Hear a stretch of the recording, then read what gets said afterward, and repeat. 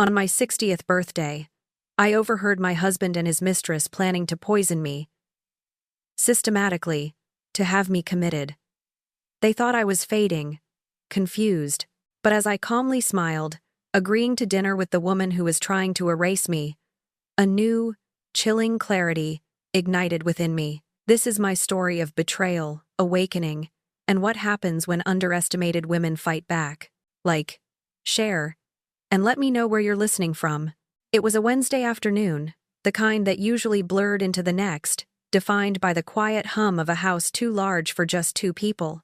I was 60 years old, and for the past few months, a strange, persistent fog had settled over my mind. Names slipped away, dates became elusive, and sometimes, even in the middle of a familiar conversation, I would lose my train of thought entirely. Arthur, my husband, had been nothing but patient, or so I believed, attributing it to age, stress. He often suggested I needed more rest, or perhaps a little something to help me relax. That particular afternoon, Arthur was in the shower, the distant sound of water a soothing backdrop to my hazy contemplation. His phone, which he rarely left unattended, lay on the coffee table. It vibrated, insistently, with an unknown number. Usually, I would ignore it, knowing Arthur valued his privacy, but the persistent ringing pricked at a subconscious worry.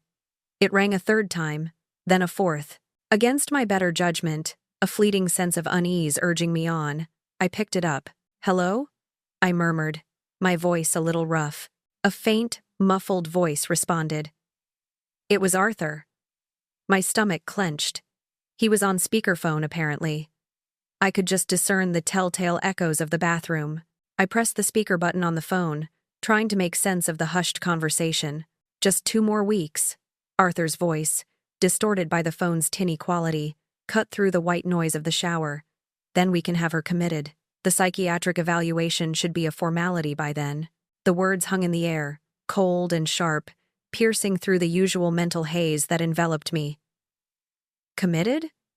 Who was he talking about? A chill began to snake its way down my spine, tightening its grip with each syllable. Then, a woman's voice, clear and undeniably familiar, entered the conversation. "I can't wait, baby. I'm so tired of pretending to care about her." Serafina Thorne. My heart hammered against my ribs with such force I thought it might burst through my chest. Serafina Thorne, Arthur's much younger business associate, who had become a fixture in our lives over the last year, always offering her help, her support. "The dosage is working, isn't it?"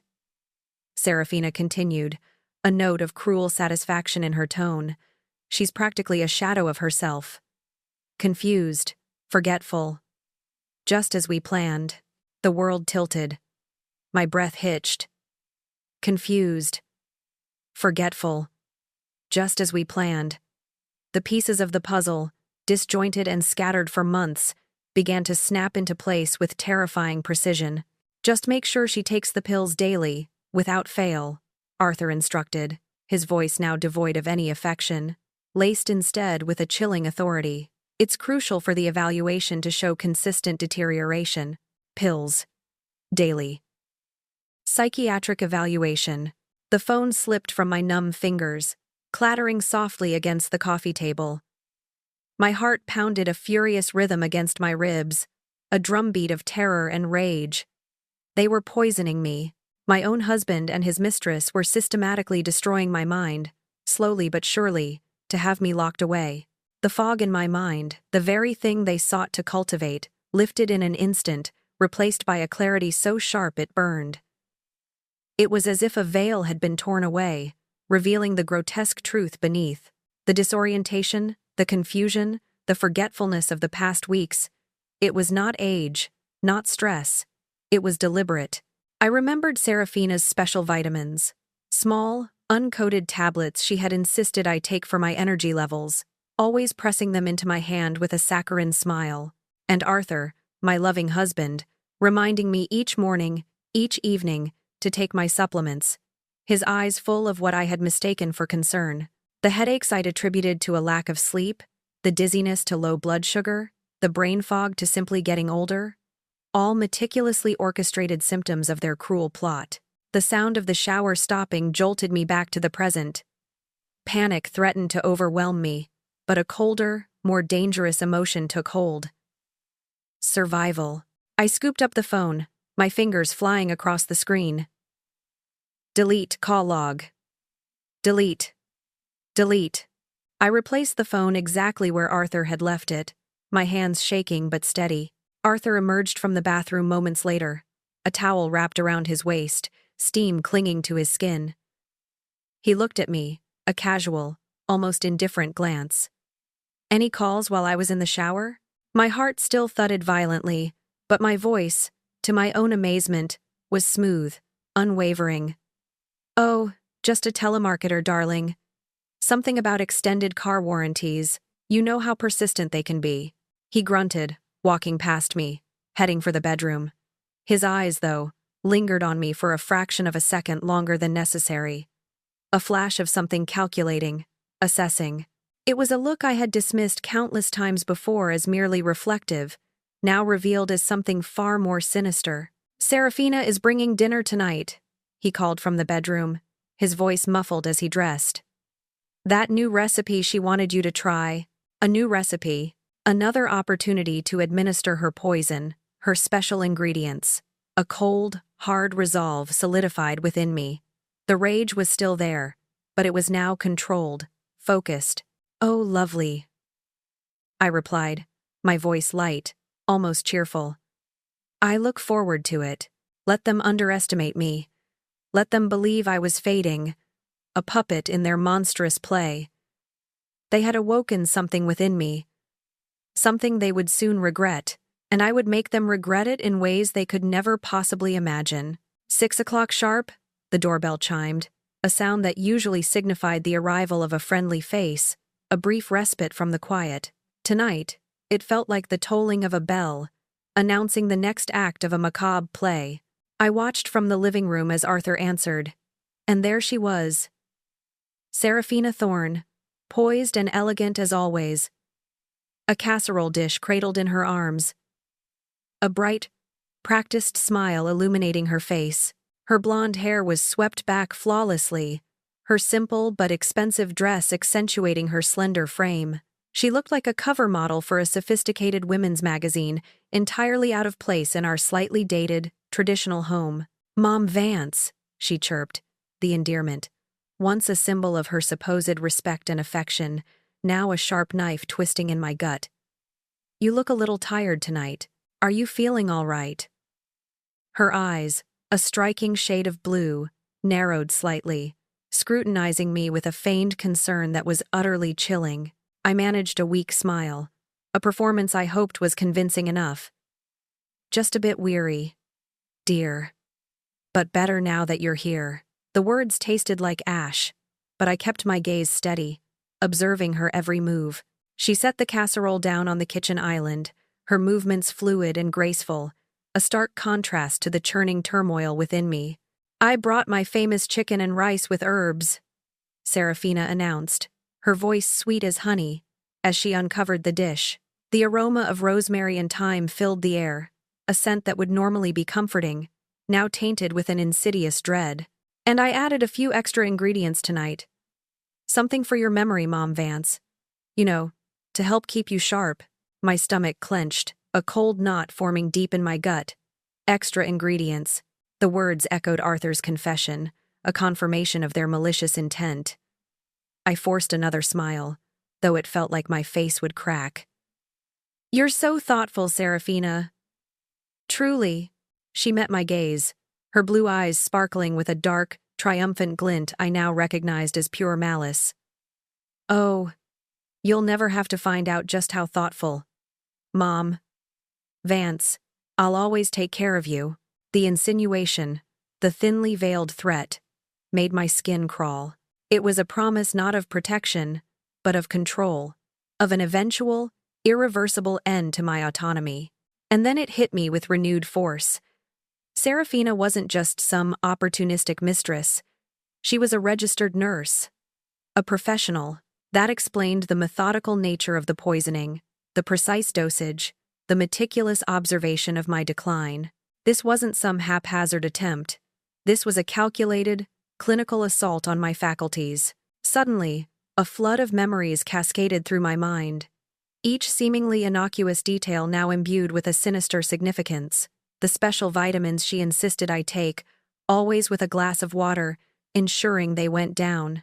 The way she'd often prepare my morning coffee, or sometimes a healthy smoothie she swore by, particularly on days when Arthur was traveling. It was all a carefully constructed web of deception, a slow, insidious erosion of my mind, designed to appear as natural aging. "How's Michael?" I asked, forcing a casual tone, trying to gauge her reaction, to understand the logistics of their deceit. Michael was Serafina's husband, a man I barely knew but who was apparently a convenient alibi for her frequent visits. Serafina waved a dismissive hand. "Oh, Michael's fine. Working late again, as usual. You know how demanding his job is." A faint smirk played on her lips, a clear indication that Michael's demanding job provided the perfect cover for her clandestine activities with Arthur. Just then, Arthur entered the kitchen, freshly showered and dressed, smelling of his usual cologne. He went straight to Serafina, pressing a light kiss to her cheek, a gesture that was too intimate for just business associates, too comfortable for just friends. Their eyes met over my head, a subtle, unspoken communication passing between them, a shared secret that made my blood run cold. 6 months ago, I had walked into the living room to find them on the couch, Serafina's hand resting on Arthur's thigh, his fingers gently covering hers. I had dismissed it then, attributing it to a momentary lapse in judgment, a friendly gesture between colleagues. Now, I saw it for what it truly was, a blatant display of their affair, happening right under my supposedly oblivious nose. We sat down at the dining table, the flickering candlelight casting long, dancing shadows on the walls, making Serafina's smile seem even more unsettling. I pretended to eat, moving the chicken and rice around my plate, taking only small, unthreatening bites, barely tasting anything. "Mom Vance, you're hardly eating," Serafina observed, her voice dripping with artificial concern. "You really should see Dr. Albright, get a full workup. She's so good with these things." Dr. Albright.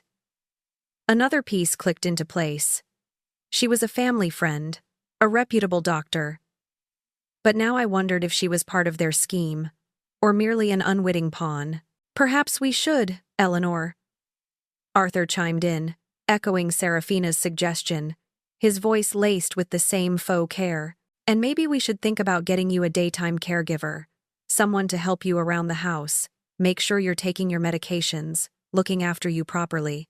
A caregiver.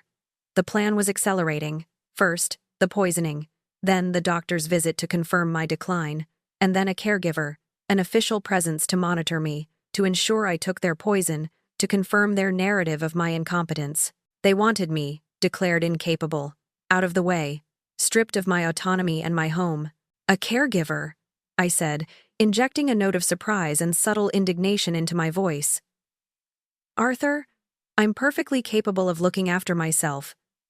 I just need a good night's sleep." I met his gaze, then Serafina's. Their eyes flickered, a frustrated exchange of glances passing between them. They hadn't expected the resistance. They still believed I was too far gone to protest effectively. I smiled inwardly. They were wrong, very wrong. "Perhaps I'll take those vitamins with me for a moment," I said, pushing back my chair.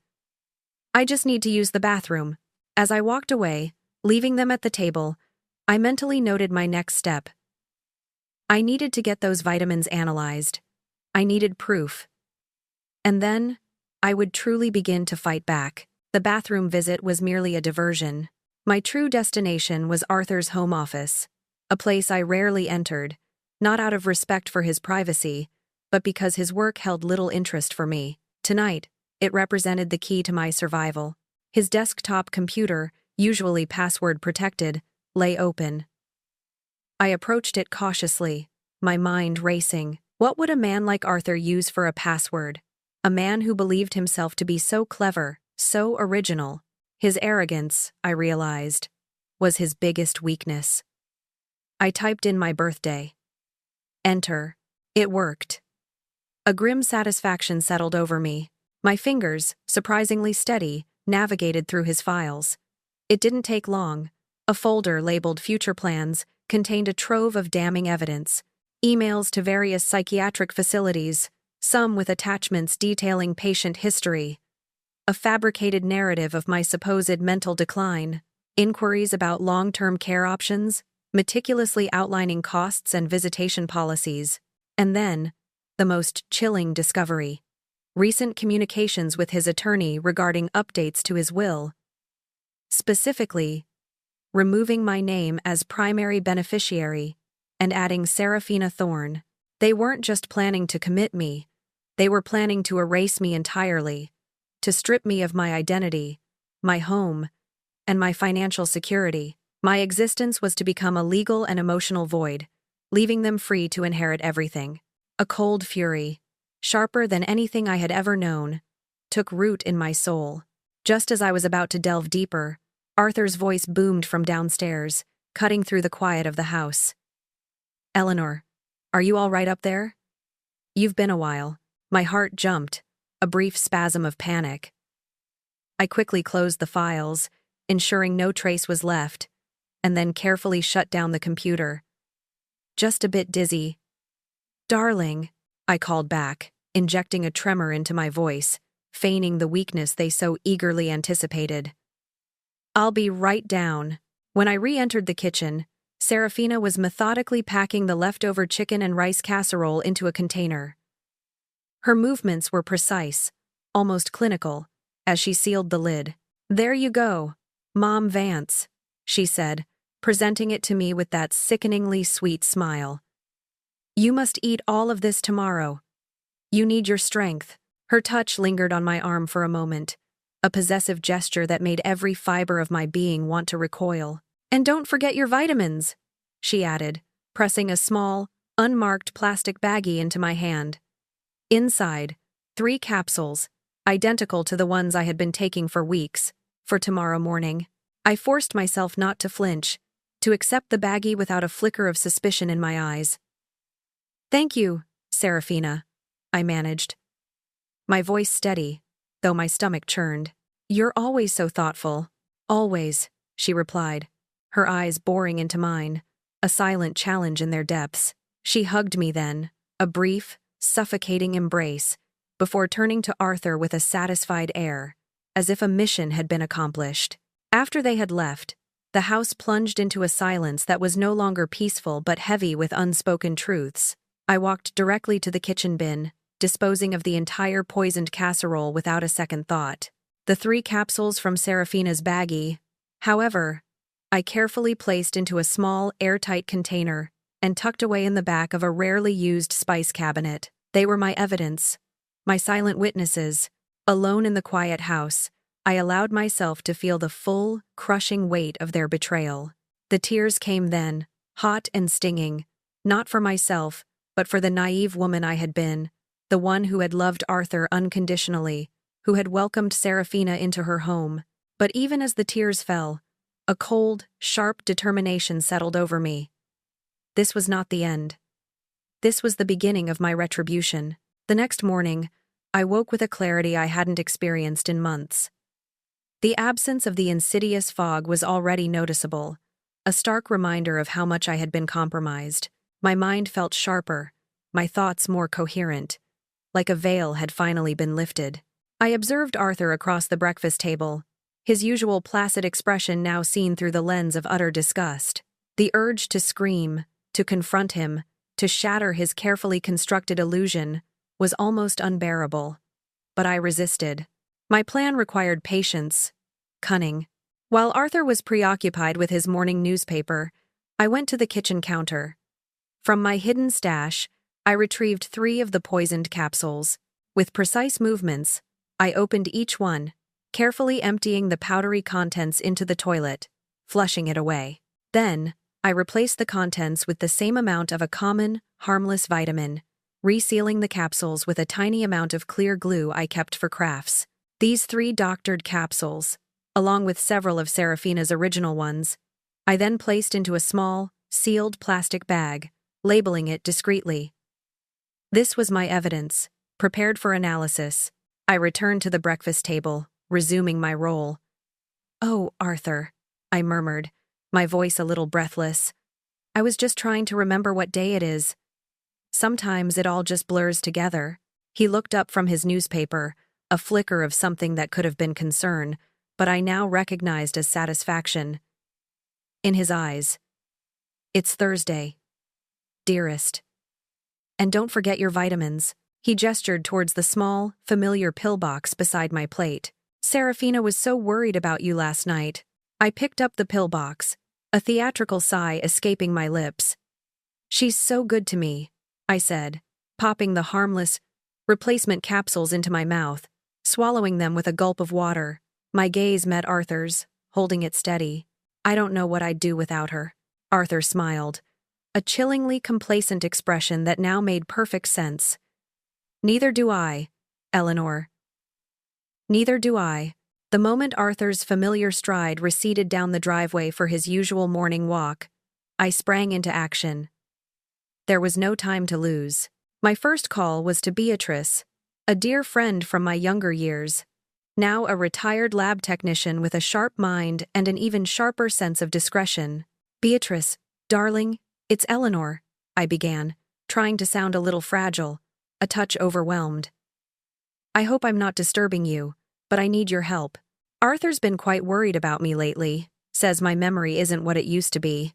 He's been giving me these special vitamins, and honestly, I just feel a bit off. I was wondering, as a friend, if you might be able to take a look at them for me, just to put my mind at ease. You understand." I could hear the subtle shift in Beatrice's tone, the undercurrent of concern. She knew me well enough to detect the unspoken. "Of course, Eleanor. Anything for you. Where should we meet? My old lab connections are still somewhat active, even in retirement. Could we meet somewhere discreet?" I suggested, keeping my voice low. "Perhaps that little coffee shop, the Daily Grind, across town. Say, tomorrow morning, 10 o'clock? We agreed. My first piece of the puzzle, the chemical analysis, was in motion. Next, I embarked on a meticulous search of the house, starting with the guest room, where Serafina often left her purse during her frequent visits. I found it tucked under the bed, a luxurious leather bag that screamed expensive taste. My hands trembled slightly as I opened it, the intimacy of the invasion juxtaposed with the gravity of my situation. Inside, nestled among her immaculate personal effects, I found it. A small, dark vial of clear liquid, several pre-filled syringes, and a folded piece of paper with handwritten notes. My blood ran cold as I unfolded the paper. In neat, precise script, it read, "Morning dose 2 milliliters in coffee. Evening 1 capsule with dinner. Increased by 0.5 milliliters weekly."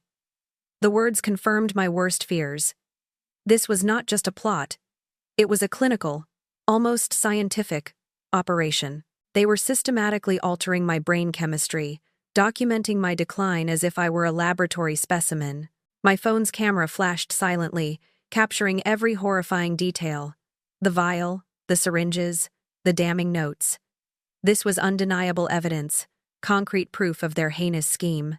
With trembling hands, I carefully replaced everything exactly as I had found it, ensuring no trace of my intrusion remained. My search continued to the kitchen, the heart of our home, now a stage for their poison. Behind a row of infrequently used spice bottles, I discovered a small, unassuming container filled with identical-looking capsules to the ones Serafina had given me. These, I knew instantly, were the real ones. The untainted vitamins, the decoy. This was another layer of their deception, a backup plan perhaps, or just a way to make their actions seem more benign. I photographed these too, every angle, every label. Just as I finished, I heard Arthur's keys in the lock. I quickly composed myself, letting my shoulders slump, my expression softening into the vacant, slightly bewildered look they expected. He walked in, his cheeks flushed from his walk, a picture of contented domesticity. "Ah, there you are, dearest," he said, his tone bordering on condescending. "I was wondering if you'd gone to lie down. You looked so tired this morning. Best to rest. At your age. Yes, Arthur, I murmured, rubbing my temples as if battling a headache. I think I will. Do wake me if Serafina calls, won't you? I feel like I'm forgetting so much lately. His eyes held that familiar, calculating glint. Of course, Eleanor. You get some rest. His confidence in their plan, in my deteriorating state, was now absolute. But instead of napping, I retreated to my sewing kit, not for fabric, but for the tiny hidden cameras I had purchased discreetly online a few weeks prior. A forgotten hobby I now repurposed for survival. With practiced ease, I affixed them to strategic locations. A discreet corner of the living room bookcase, nestled among decorative items, and another within a ceramic flower pot on the dining room sideboard. Their lenses were tiny, almost imperceptible. I wanted to capture every subtle movement, every incriminating gesture. That evening, Serafina arrived, true to form, with another freshly prepared meal. She observed me with a hawk's eye, noting my supposedly improved state after my nap. I continued my performance, feigning a polite, yet slightly confused demeanor. Oh, Serafina, darling, you're here. Everything feels so foggy lately. I wasn't quite sure what time it was. As she served the food, her back momentarily turned to Arthur. I watched her like a hawk, with a movement so quick, so practiced it was barely perceptible. She produced a small, silver pillbox from her sleeve and flicked something into my serving of food. My heart pounded, but my expression remained placid. I had caught her. The camera had caught her. I actually spoke to Dr. Albright's office today. Mom Vance, Serafina chirped, regaining my attention. They've scheduled you for a complete physical next week. She mentioned some new treatment options that might help with your memory. Oh, I said meekly, as if overwhelmed. That sounds wonderful. Later that night, after Arthur and Serafina had retired to their respective ends of the house, Arthur to his study, Serafina to the guest room she now frequently occupied, I disposed of the poisoned food. Again, making sure to photograph it before it met the trash. Standing before my bathroom mirror, the soft glow illuminating my reflection, I no longer saw the weary, confused woman they sought to create. I saw a strong, determined woman, her eyes clear and resolute, ready to fight back against the betrayal that had tried to consume her. The trap was set. If you're finding Eleanor's story as gripping as I am, please remember to like, share, and subscribe to make sure you don't miss how this incredible tale of betrayal and revenge unfolds. Let's get back to the story. 3 days later, the phone rang, and Beatrice's voice, usually so calm and measured, was tinged with alarm. Eleanor, I have the results from the capsules you gave me. They contain a potent cocktail of sedatives and anti-anxiety medication, specifically a benzodiazepine and a low-dose antipsychotic. My breath hitched. What does that mean, Beatrice? It means they were designed to induce confusion, memory loss, drowsiness, and a general sense of mental fogginess, she explained, her voice grave. At the dosages they were clearly planning to increase, or if combined with alcohol, the effects could have been far more severe, potentially even fatal. Eleanor, this isn't just about making you forgetful. This is dangerous, bordering on criminal. I sat in the dim light of my living room, the phone pressed to my ear, the cold reality settling over me. Fatal. They were willing to kill me. The sheer audacity, the cold-blooded calculation of it all, was almost unfathomable. For a fleeting moment, the urge to call the police, to expose them right then and there, was overwhelming. But a deeper, more vengeful instinct took hold. Simply having them arrested wouldn't be enough. It wouldn't deliver the full measure of justice, wouldn't expose the depth of their depravity to everyone who needed to see it. I wanted them to confess, to reveal the full, horrifying scope of their plan, to condemn themselves with their own words, captured on my hidden cameras. Over the next 2 days, I honed my performance to perfection. I played the confused, dependent old woman with an artistry that would have earned me an Oscar. I left the stove on for a few minutes too long, enough to cause a mild panic without actual damage.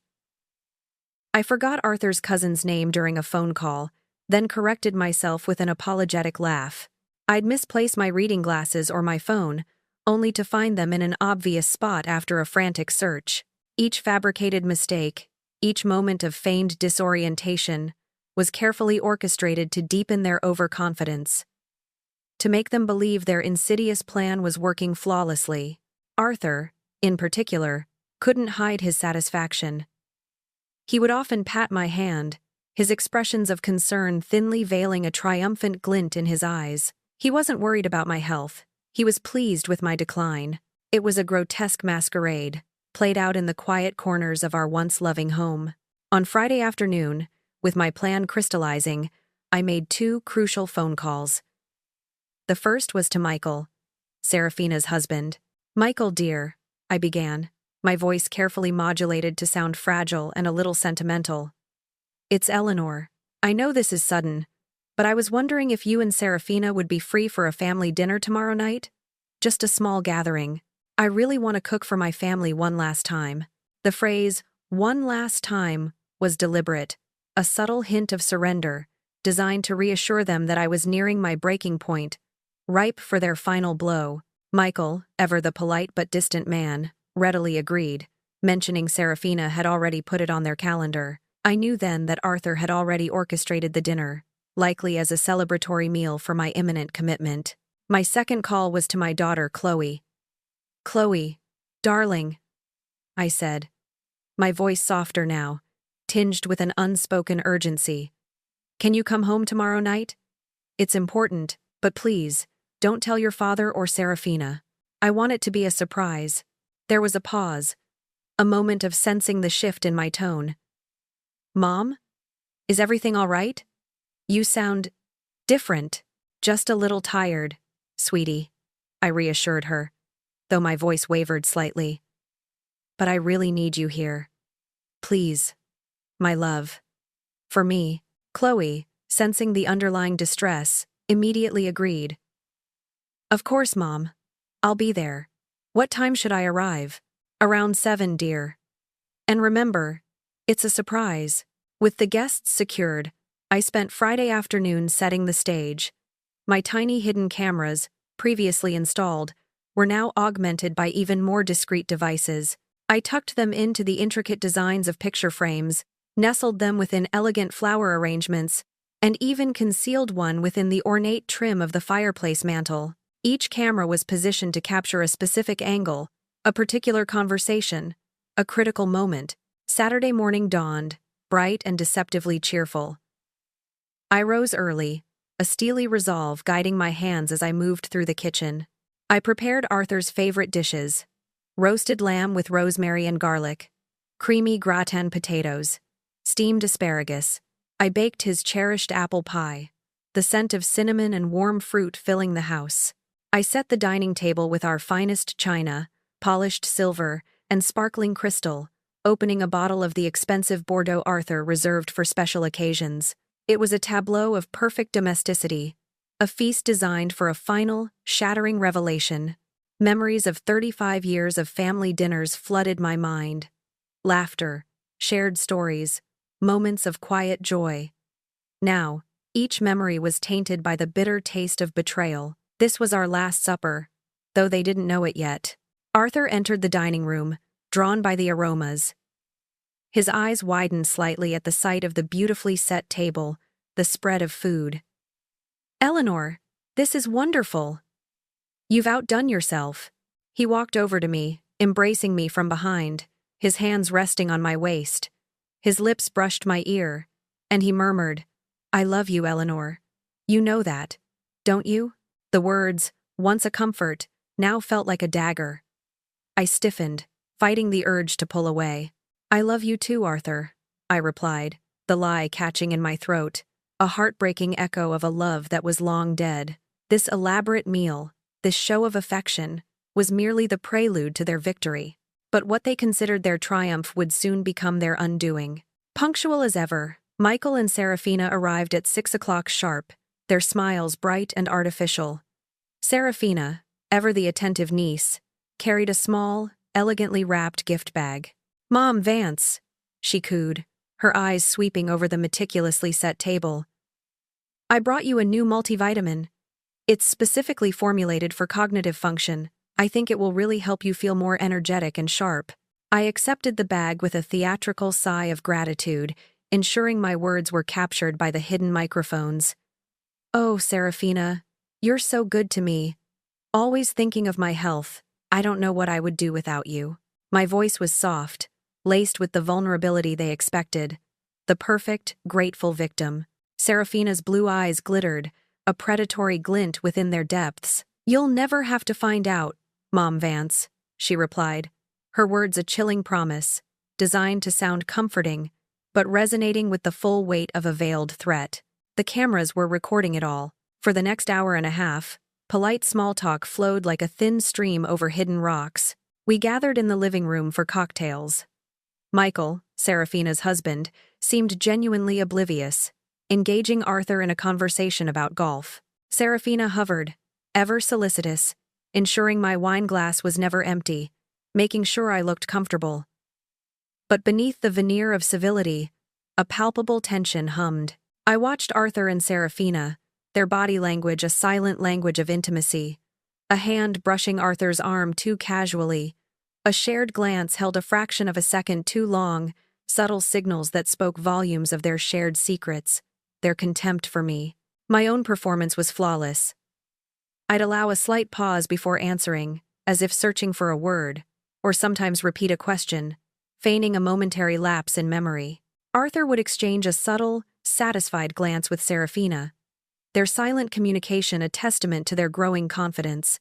At exactly 7:30, the doorbell chimed, a sharp, clear sound that cut through the polite chatter. I rose, feigning a slight wobble, a confused frown on my face. Who could that be? I murmured, as if genuinely bewildered. When I opened the door, Chloe stood there, a look of mild confusion on her face. She wasn't expecting a gathering. She thought she was coming to see me alone. Mom? What's going on? I didn't realize you had company. Michael, ever the diplomat, was the first to react. Chloe, what a surprise. What are you doing here? His voice held a note of genuine surprise, untainted by the sinister undertones of the others. Chloe looked from him to Serafina, then to Arthur, her brow furrowed. Mom asked me to come. She said it was important. Her gaze lingered on me, a question in her eyes. I put on my most convincing act of forgetfulness. Did I, sweetheart?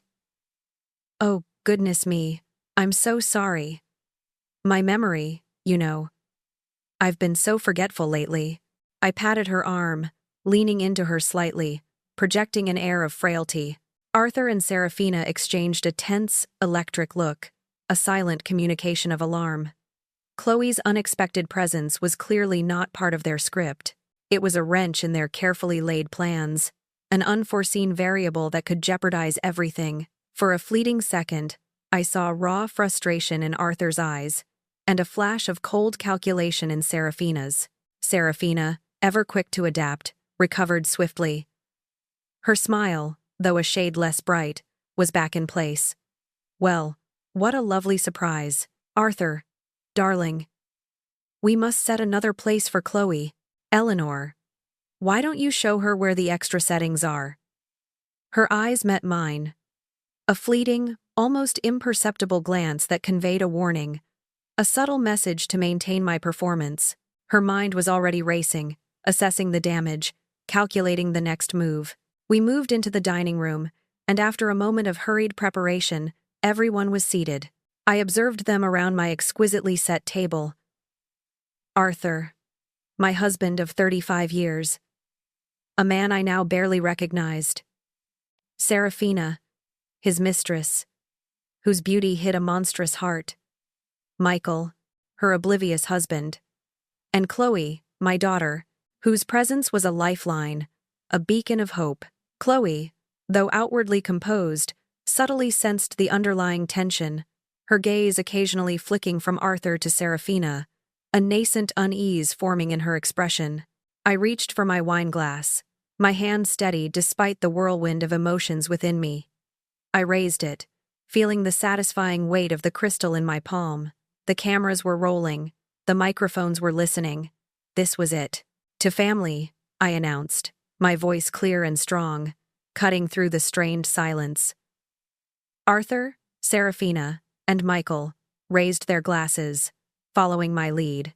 Chloe hesitated for a split second, then raised hers too, her eyes still on mine. "To family," I repeated, my gaze sweeping across each of their faces, lingering momentarily on Arthur and Serafina. "To the people we trust most in the world." They clinked glasses, the sound echoing ominously in the room. I took a sip of the expensive Bordeaux, its rich, complex flavor tasting bitter with the weight of the impending revelation. The stage was set, the audience was gathered, and the truth was about to be unleashed. The lamb was tender, the potatoes rich, and the wine, for everyone else, perhaps exquisite. Michael, ever polite, complimented the meal effusively. "Eleanor, this is truly a magnificent dinner. You've outdone yourself." I offered him a serene smile, a silent acknowledgement of his innocence in this unfolding drama. My heart pounded, but my voice remained steady. "I'm glad you think so, Michael," I said, my gaze sweeping across the table, locking onto Arthur's placid expression, then Serafina's carefully constructed smile. "I wanted tonight to be special." I paused, allowing the words to hang in the air, drawing their attention. "Because I have something important to tell all of you." Chloe, who had been quietly observing the subtle undercurrents of tension, looked up sharply, her eyes instantly on me. Arthur, midway through, carving another slice of lamb, froze, the knife clattering faintly against the platter. Serafina's smile faltered, her blue eyes narrowing almost imperceptibly. The air in the dining room became thick, heavy with unspoken dread. I continued, my voice growing stronger with each word, the years of suppressed emotions finding release. "I know exactly what's been happening to me." A profound silence descended upon the table. Michael looked utterly confused, his brow furrowed in bewilderment. Chloe's face registered dawning concern, her gaze fixed on mine, searching for answers. But Arthur and Serafina, their faces suddenly pale, betrayed the chilling truth. Guilt, stark fear, and a terrifying realization that their game was up. Michael, unable to bear the silence, finally broke it. "Mom, what are you talking about? What's happening?" Instead of answering directly, I reached into the pocket of my dress, retrieving Serafina's new multivitamin bottle. I placed it deliberately in the center of the table, the plastic container, a stark, almost absurd contrast to the fine china and crystal. "I'm talking about these," I stated, my voice devoid of its earlier fragility. "These pills. The ones that have been making me feel confused and forgetful lately." Serafina's complexion drained further, but she quickly mustered a semblance of composure, forcing a strained laugh. "Mom Vance, you're not making sense. Those are just vitamins, harmless supplements." She tried to reach for the bottle, as if to reclaim it, to make it disappear. I smoothly intercepted her hand, my grip surprisingly firm. "They are, aren't they?" I challenged, my eyes unwavering. "The ones you insisted I take. But the capsules you've been giving me over the past few weeks, Serafina, contain something extra, something rather less harmless. A potent cocktail of sedatives and anti-anxiety medications designed to induce confusion, memory loss, and mental deterioration." Michael's fork clattered loudly against his plate, the sound echoing in the stunned silence. He stared at Serafina, his face a mask of disbelief. "What? That's impossible. Serafina would never." "Wouldn't she, Michael?" I interjected, my voice cutting through his protestations. "Why don't you tell him, Serafina? Tell him about the detailed notes you kept, charting my decline. Tell him about the syringes and the unmarked vials of clear liquid I found in your purse, next to my photograph." Serafina recoiled, her face now a ghastly white, her composure shattered. "Eleanor, you're confused," she stammered, her voice weak, a desperate attempt to cling to their narrative. "You're imagining things. This is paranoid delusion." "Am I?" I raised my eyebrows, a hint of steel in my gaze. With a swift movement, I pulled out my phone. The small, hidden device I had used to record Arthur's confession. My finger found the play button. Arthur's muffled voice, tinny but undeniably his, filled the room. Just 2 more weeks of giving her the medication. Then we can have her committed, and finally be together openly. A collective gasp, sharp and sudden, erupted around the table. Michael's eyes, wide with horror, darted from the phone to Serafina, then to Arthur. Chloe's hand flew to her mouth, her face pale. Then, Serafina's voice, equally chilling, followed. "I can't wait, baby. I'm so tired of pretending to care about her." The words, once whispered in secret, now echoed through the dining room, exposing the full extent of their callousness. Michael's face went from white to ashen, a slow, dawning horror consuming his features. He stared at his wife, the woman he had trusted, his world collapsing around him. Chloe gasped again, a choked sob escaping her lips as she looked at her father, her beloved dad, now revealed as a monster. I let the silence hang for a moment, letting the weight of their own words crush them. Then, I delivered the final, devastating blow. My voice, though steady, was thick with pain and contempt. "Your wife, Michael, and your father, Chloe, have been having an affair, a sordid, calculated affair. And for months, they have been systematically poisoning me, manipulating my health and my mind, all to have me declared mentally incompetent." The truth, stark and brutal, hung in the air, shattering the carefully constructed illusion of our family dinner, irrevocably changing everything. The silence that followed my revelation was deafening, broken only by the frantic beat of my own heart.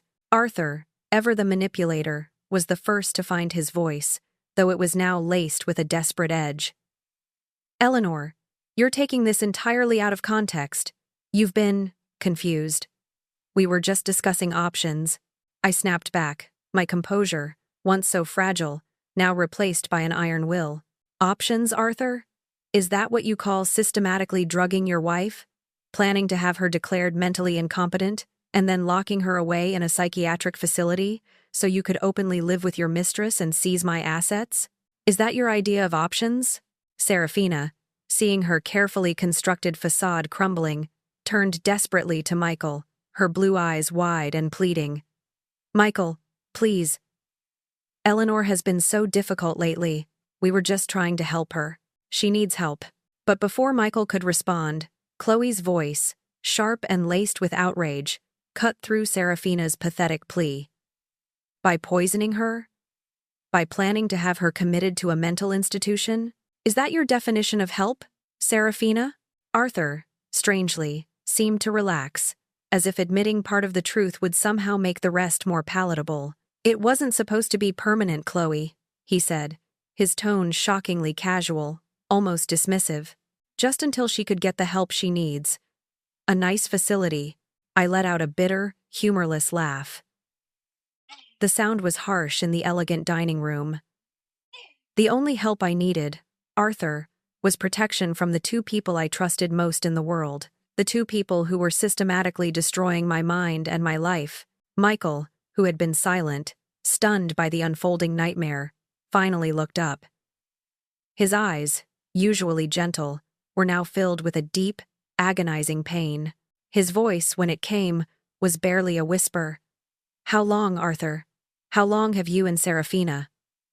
Serafina, still desperate, reached across the table, trying to grasp his hand.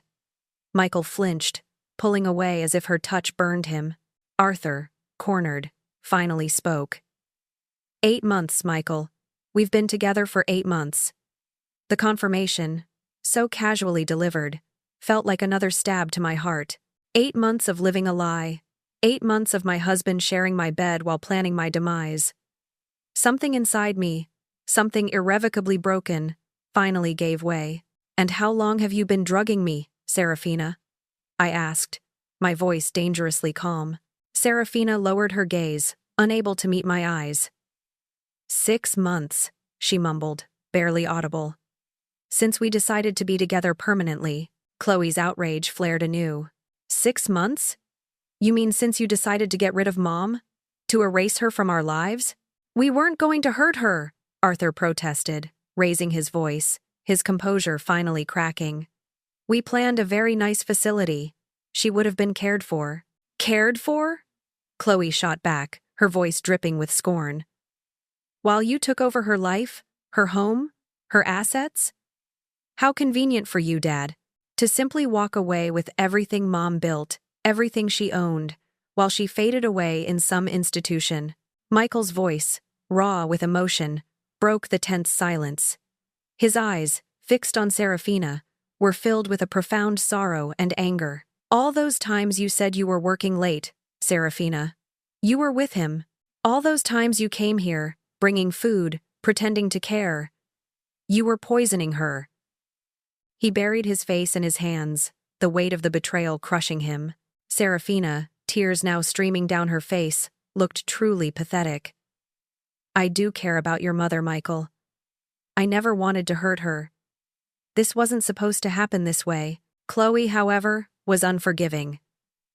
You were killing her. Serafina.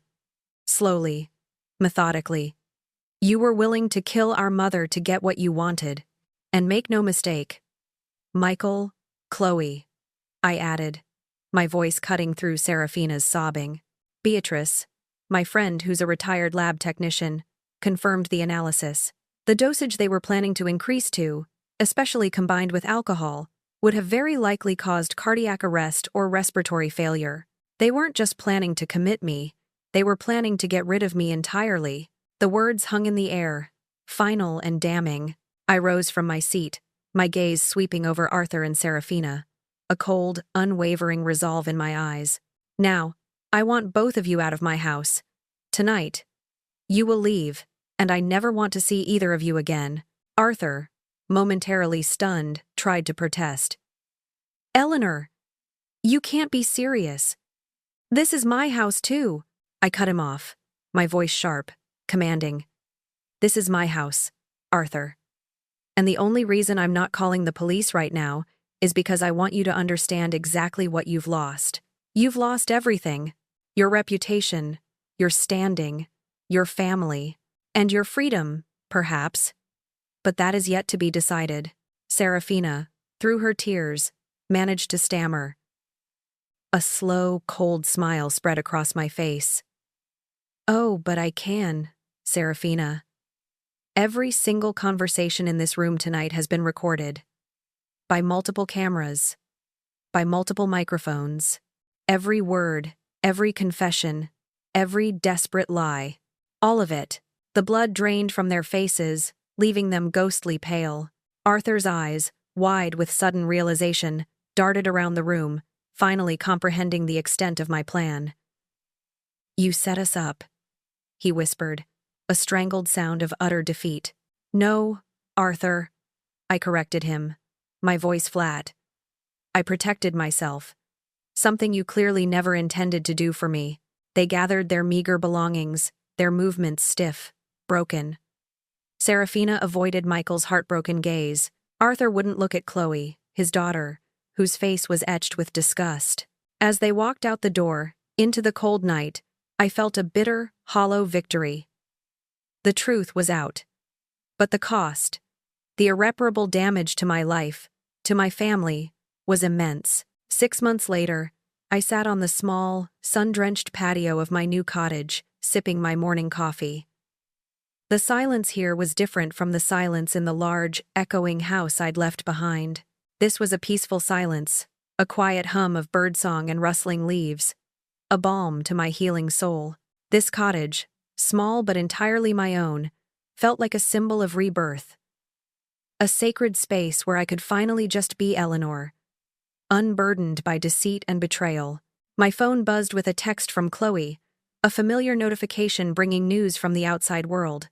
The legal proceedings against Arthur and Serafina had been swift and decisive. The combination of my hidden recordings, Beatrice's meticulous lab analysis, and my detailed medical records had formed an airtight case against them. They were initially charged with attempted murder, conspiracy, and elder abuse. I had steadfastly refused any plea deals, determined that they face the full consequences of their actions. Michael, bless his heart, had filed for divorce immediately. His marriage to Serafina had been formally dissolved 3 months prior, and he was slowly, cautiously, rebuilding his life. Chloe had told me he was now dating Julia, a kind woman he'd met volunteering at an animal shelter. It warmed my heart to know that genuine goodness could still find its way into broken lives, and it offered a quiet hope for my own future. Just then, Chloe arrived, unannounced as usual, bounding up the path with her customary energy. She hugged me tightly, her presence a fiercely protective shield. She had become my strongest advocate, a tireless fighter on my behalf. "Mom, you won't believe it," she said, her eyes bright with a mixture of anger and satisfaction. "They just upgraded Serafina's charges. Remember I told you about those 2 other elderly patients who died under suspicious circumstances at her previous placements? Well, the authorities reopened those investigations. They've found enough to charge her with multiple counts of attempted murder, conspiracy to commit murder, and reopen the past investigations." I took a slow sip of my coffee, a grim satisfaction spreading through me. Justice, slow and methodical, was finally being served. Serafina, the meticulous nurse, the calculating poisoner, was finally facing the full weight of her monstrous actions. "And Arthur?" I asked, my voice calm. Chloe scoffed, still claiming he was manipulated by her, trying to paint himself as the victim. I let out a bitter laugh. "Of course, he does. Always the innocent bystander. Never truly responsible." "Don't worry, Mom," Chloe assured me, squeezing my hand. "The prosecutor isn't buying it, especially after what else we found out. Remember when he went to update his will 8 months ago? Well, he also increased your life insurance policy to $2 million, right around the time his affair with Serafina started." I stirred my coffee, watching the cream swirl. $2 million. The twisted value they had placed on my life, or rather, my death. "At least I know what I was worth to them," I murmured, the irony not lost on me. "You're worth so much more than that, Mom," Chloe said fiercely, her voice thick with emotion. "So much more." I looked at her, my loving daughter, and smiled. "I know, sweetheart. And I'm finally learning the difference between love and use. I found a quiet peace in my small garden, tending to the roses and herbs, connecting with things that were honest, tangible, and grew without deceit." A few days later, my phone rang with an unknown number. I almost didn't answer, but a flicker of intuition urged me. It was Arthur. His voice was thin, desperate, barely recognizable.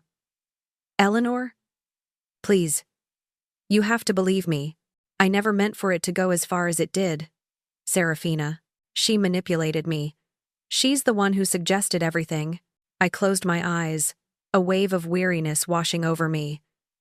The same old lies, the same cowardly blame. "Don't you dare, Arthur," I said, my voice steady and cold. "You were greedy.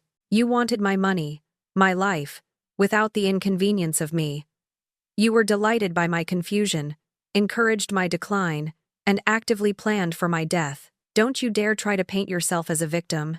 There was a long pause, then his voice, softer now, tinged with a ghost of genuine sorrow. "I loved you once, Eleanor." "Not enough," I replied. The words a final, definitive severing of ties. I hung up the phone, then blocked his number, a sense of lightness washing over me. His words, his power over me, were finally gone. Later that week, David, Michael's ex-husband and a mutual friend, came by with takeout, sharing stories and quiet companionship. His haunted look from the initial shock of the betrayal was finally fading, replaced by a nascent peace. He talked about considering a move, a fresh start in a new city. "It helps," I agreed, looking out at my garden. "It helps you see yourself more clearly. This cottage, this new life, was more than just a place to live. This place is me remembering who I was," I reflected aloud. "Before I became who they wanted me to be, I was Eleanor, someone who didn't need anyone else's permission to exist, someone who wouldn't be anyone's victim, ever again." 3 weeks later, Chloe called, her voice triumphant. "Mom, The verdict is in. Arthur got 15 years. And Serafina? Life without parole. A profound sense of closure settled over me. "It's over, Mom," Chloe said, her voice catching with emotion. But I already knew it was over. It had been over the moment I chose to fight back, the moment I decided to reclaim my life from the hands of those who sought to destroy it. I walked out onto my patio. The evening sky, a canvas of twinkling stars. I raised my glass, not to vengeance, but to second chances, to resilience, and to the strength I had found within myself. The silence that enveloped me was no longer bitter or hollow. It was full of possibility, peace, and a future that was entirely, wonderfully, and finally, my own.